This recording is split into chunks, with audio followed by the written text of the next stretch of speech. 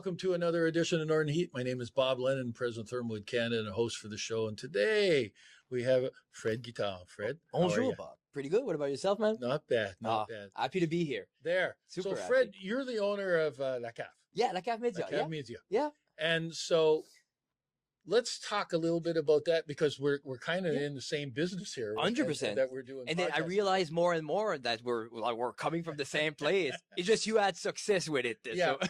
Oh, well, you're getting there too. 100%. So tell us a little bit about yourself personally and how you migrated into this kind of business.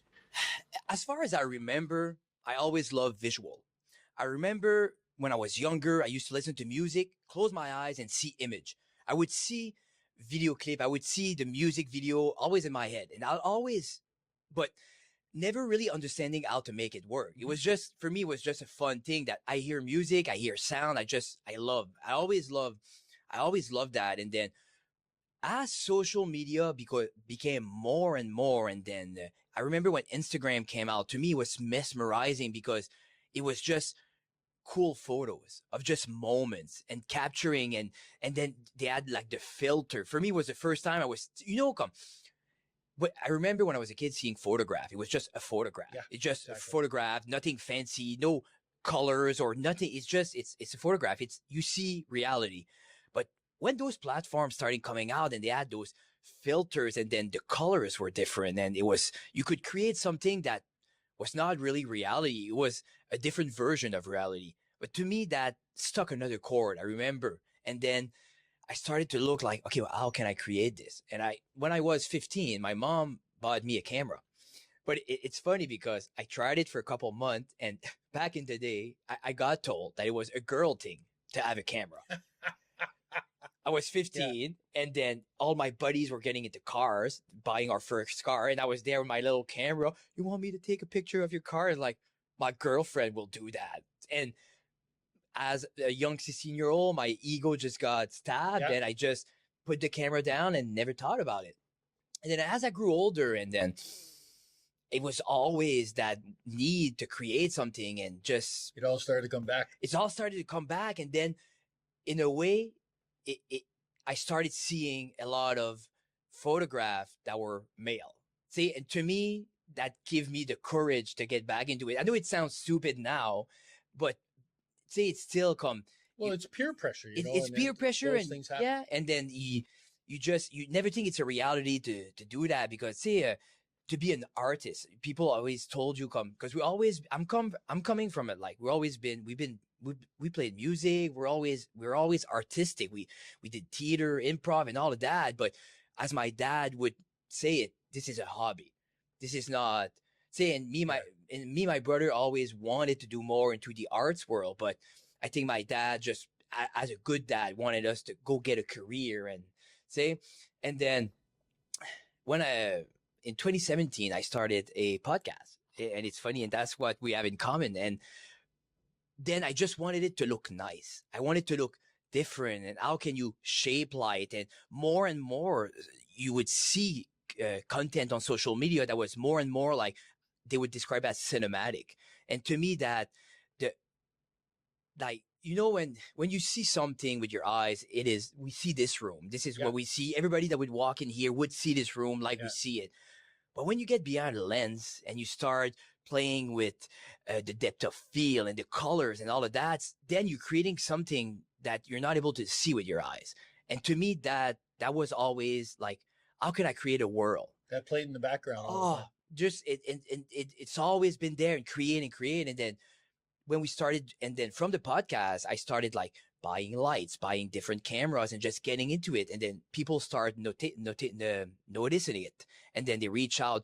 Would you like to do something for us? I like what you do with yours. And then snowball effect from there. It just became a business. And 7 years later, I do this full time. Here we are. Yeah. So La Cave Media helps out businesses portray themselves. How would you, if you had to, in a quick sentence, which might be difficult for you, Fred, but in a quick sentence, how would you try to capture what La Cave Media does? It's just, I think La Cave Media it brings the client all the freedom and their wildest dream, and we try to bring it to reality. Anything, I don't want to put limits. There's no bad idea. And I think we love to meet the client where they at, because we all dream. We all have vision on how we should look and how our business would look. And I think I want to be able to get the closer we can to the people's dream and how they vision themselves into reality. And for me, the way we do it is, and I think sometimes a lot of people come, I wouldn't say I'm a photographer. I wouldn't say I'm a videographer. I think I'm a visual creator, and the tool I chose is a camera. Mm-hmm. But there's a lot of people who are 1,000 times better than me at doing camera work. But for me, it's a tool. I see it as a tool for me, because the obsession is not the tools. The obsession is the vision, is creating a world. And then I chose photography because I love tinkering with my hands. I love the tactile. I love all of that. But it could have been drawing, it could have been painting, it could have been anything. It just ended up for me being it. It just stick creating visual.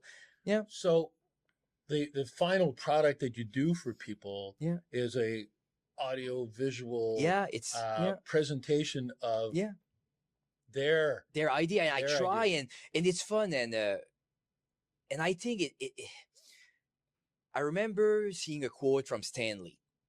Stan Lee was he created a lot of Marvel characters. He created Spider-Man. He created a lot of them. And for the longest time throughout his career, he felt like he wasn't contributing to society, because he was doing doodlings and Spider-Man and drawings.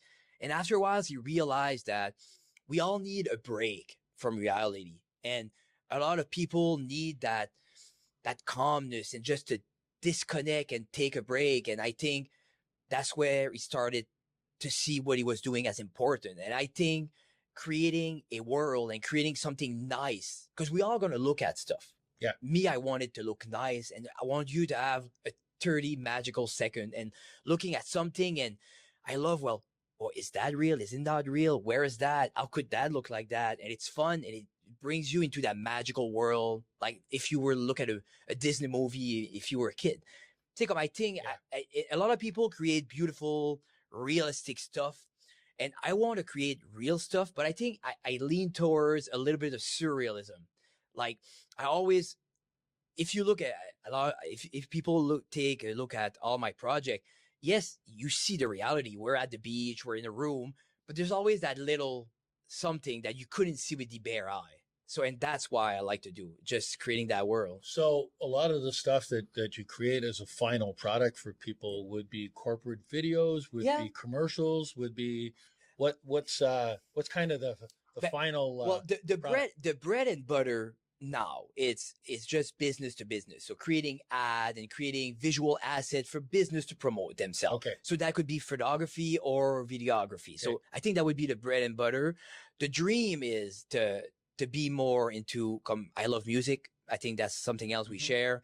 And it's just creating visual, like it comes back to when I was a kid, closing my eyes, hearing a song and seeing the picture. And now I get to do that because our musical culture is flourishing. There's so much music being created in New Brunswick now these days. And we talk about that all the time on our videos, especially with hospitality days. It's crazy. The talent that we have it's here insane. is absolutely incredible. And for me, being able to put image to the culture, to me is everything. It's reflecting. If I want to reflect on it 50 years ago and listen to a song I love and watch the video, and I was able to do the video. Yeah. And I'm more and more at first I'm a fan when it comes to music, and I build those relationships with musicians, and then they trust me to build visual for their music. And to me, that's everything. Yeah. So let's take this I'm going to pull this into hospitality days. Yeah. Because I think it's interesting, and it might give people a better idea of what you do and how you pull stuff together.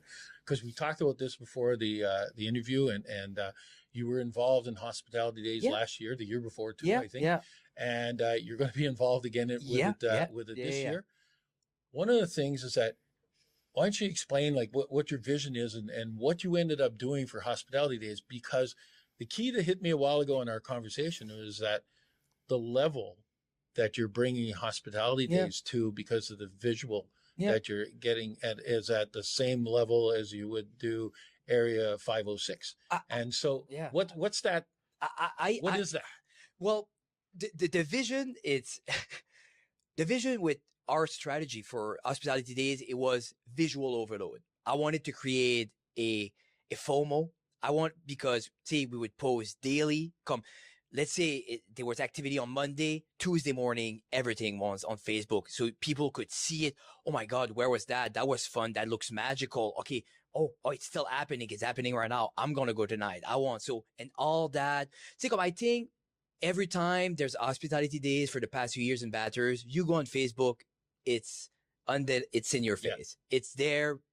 I think people see it, and to be able, once again, to create something magical and fun and kind of just, it's hard to convey an emotion when you're not there. So I think the work we do and the visual we bring with Hospitality Day, it's people see themselves and want to be there and see how fun it looks and how magical it is. And I think that's how to portray, because the festival it's unbelievable. And the resurgence was fun, and to be outside now, and I remember being there the first year outside on the big stage, and I was telling my friend, like, this feels like Quebec. This feels like a festival d'été, just big stage outside, all the vendors, the people, and so to be able to be part of that and just try to find a way to put it in pictures and video. For me, it's fun, and I think the team and I have been doing a beautiful job, and I think I think this is. It might sound cocky, but I put the visual and the festival itself, everything that it does, I think it's top tier. I would put it come up against anything that's in New Brunswick for sure. Well, I'm glad to hear that. Yeah, 100%. We need that as we go through. 100%. And I want you to think about this. It's not something we're going to talk about it today, but I want you to think about this, is that part of our marketing for Hospitality Days this year is getting people to bring 2 people home. Yeah.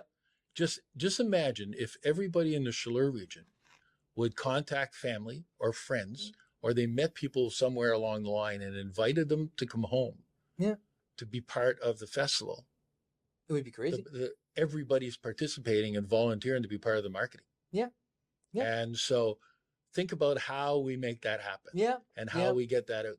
That'd be a good ad. Yeah. We'll have to storyboard that. That'd be cool. I like that. Though. So start thinking about that, because that'll be something. I like that. There. Yeah. And I think it's hospitality days have always been about community, and it's always been about everybody wins, because the regions win. There's tourism. There's everybody. I don't see anybody in the region losing from Hospitality Day, flourishing. And I think more people that are involved, the funner it gets. And for me to be able to see Burlington ladies outside, I was like, I brought my 15-year-old daughters. My dad was there to be able to share that together in our hometown.